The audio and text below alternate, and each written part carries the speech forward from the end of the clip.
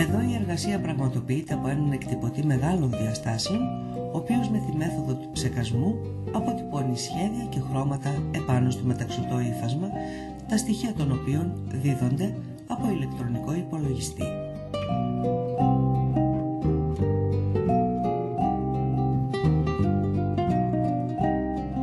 Άλλη μέθοδος εκτύπωσης χρωμάτων και σχεδίων είναι η παραδοσιακή χειροποίητη μέθοδος του μπατίκ.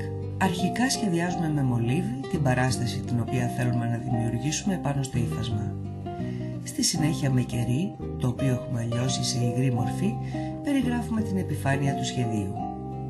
Έπειτα, με πινέλο γεμίζουμε τις επιφάνειες του σχεδίου με χρώματα τα οποία θέλουμε μέχρι να ολοκληρώσουμε τη δημιουργία μας.